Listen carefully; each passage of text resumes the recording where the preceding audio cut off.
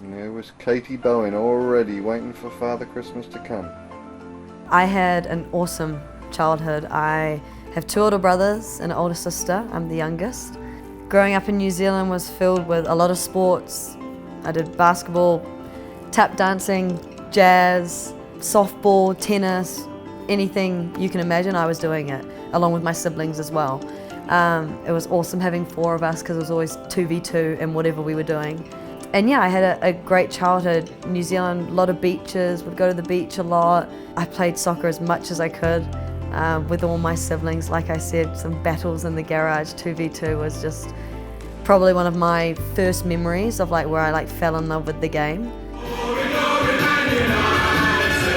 My dad played and we're all die-hard Man United fans, and I've just been born and raised like that, and just I was destined to be a footballer.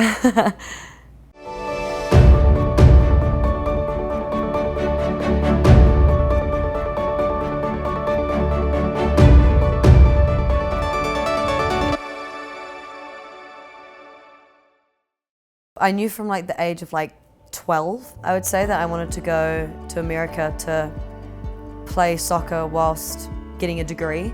I didn't know anything about what colleges were good or what colleges were bad. Obviously I'd heard in movies the likes of UCLA and Santa Clara and USC, all of those sort of things, but I didn't know what division was good, what school was good, what coach was good.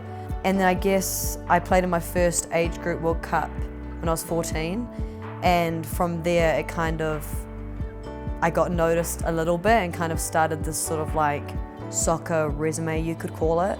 And then I got a really late offer from North Carolina. My dad would come usually at the beginning of NCAA tournaments, sometimes a bit before if he got permission from my mother. Yeah, I think it was a time where we really grew a lot closer. Obviously I was older, he would still be critiquing me on everything football-wise, he'd come to every single training, obviously the games. Yeah, those were the best times of my life by far. My sister, my mum and my dad had come on a visit to Kansas, and my dad was just not himself whatsoever. And then it was during the off season and they called and said, we've had a scan and there's a tumor on his pancreas and they need to test if it's cancerous or not. And got the call and they said that it's cancer, pancreatic cancer, and you never sort of imagine those sort of hearing those words. Sorry, getting a bit emotional. Yeah, it's your everything is just falling around you. Number 3, Andy Dawson. Dad. Number 4, and captain, Ian. She's so close with her dad and her entire family. And I think when you find out that one of your favorite people, your biggest supporter and your guy is sick, I think it's super hard to take. She was debating whether she was going to go home or not. And I kind of was talking to my dad and I kind of said, I don't think I'm going to go back to Kansas next year. I think I'm just going to stay home. And he just lost it. He absolutely lost it. I've never heard my dad cry like that in his life. And it was because he felt like I was giving up on a dream to just go home to be with him, which in my eyes, that's what I wanted. I felt like I could go back to football when I wanted, and I love the game of football, but no way near as much as I love my family. So when I heard him do that, I was kind of whoa, shocked, not the response I was thinking, and I was like, okay, I'll go back. I don't want you worrying about this or fretting about this. So that was kind of the end of that conversation. She was stuck in a hard place because she wanted to be there supporting her family, but her on the soccer field was what made her dad the happiest. So it was kind of that double-edged sword. So I think that's where she got her motivation, was then playing for her dad, knowing it brought him happiness through the tough times. Desi was literally the only person who knew in the team. No one else knew. I didn't tell anyone. And I didn't want to tell anyone. I didn't want people kind of feeling sorry for me kind of thing, I just wanted to, we have a job to do, let's do it kind of thing. I know how tough it is and how important it is to have someone to cry with, talk to, just sit in silence. So I definitely had her back through it, but she was high and low all over the place. Some days she would be good, some days she'd be just missing her family, like maybe I need to go home sort of thing. So I was there for whatever she needed and when she needed it. Towards the latter part of the season, he tried a treatment and we knew it was sort of like, okay, like that we're gonna give it our best shot. I got the news that that didn't work and kind of like I just lost it. I was like, I'm going home, I wanna fly home. But stayed till the end of season. Thankfully got to go home and spend probably a month and a half with my family, and then he passed away on November 6th. You know, you look back and you go, I could have had that time, but by me being in Kansas, it gave him something to like get excited for. And they always said that, and my mum always said that. Like he'd get so excited to watch the games, for me to just run him through what we did at training or something. Like it was kind of like the NWSL provided him a bit of an escape. I have a newfound appreciation for playing this wonderful game because it just brings me so close to him. And I think that's just something incredibly special for me and something that it warms my heart, and it's why I have a whole different love for the game. You know, obviously I wear his name on my shirt and his number. I changed my number a few years ago actually when he got diagnosed, which it means a lot to me. He had a few rings that he would wear often, or a watch or a bracelet, and my siblings got those, and I asked them, could I have this necklace? I put it on, it's close to my chest, I wear it for warm-ups, I wear it for walkout, I take it off just before I basically step onto the pitch.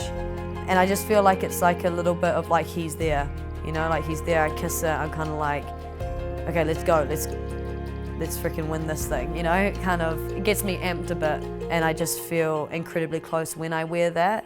And I know that it's something that was on his skin that he wore every single day. She's had a tough time with her dad passing, but I think her family is her rock, and that's who she plays for, it's why she plays. You know, you don't stay away from home, away from your most important people unless you're doing it for a purpose and for a reason, and they're a huge part of that. So you see it in her everyday life, on and off the field. Welcome to my crib! Yeah, outside of soccer, Bowen is such a personality. She has so much fun. You can always catch her laughing and smiling. I don't think that I've laughed as hard as when I'm with her. I think that she just brings such a joy to life, and super playful and fun, and that's why it's great to be around her and to have her as a friend. I've always been someone, like even in college, to like have my walls covered, like my room at home, that you can't see a piece of wall. I like to make it feel like home, because like, you know, you can have some lonely times, so to be comforted with like family photos and stuff like that, I think is really nice for me, and I definitely, yeah, I love my room. I think it's has a homey vibe, which I love. Yeah, this was my dad's. He would take it to World Cups and stuff. Fighting Kiwi. This is my mum. Mum and I just being goofballs. She was super funny. My mum's always been my best friend. Like literally, we couldn't be any closer.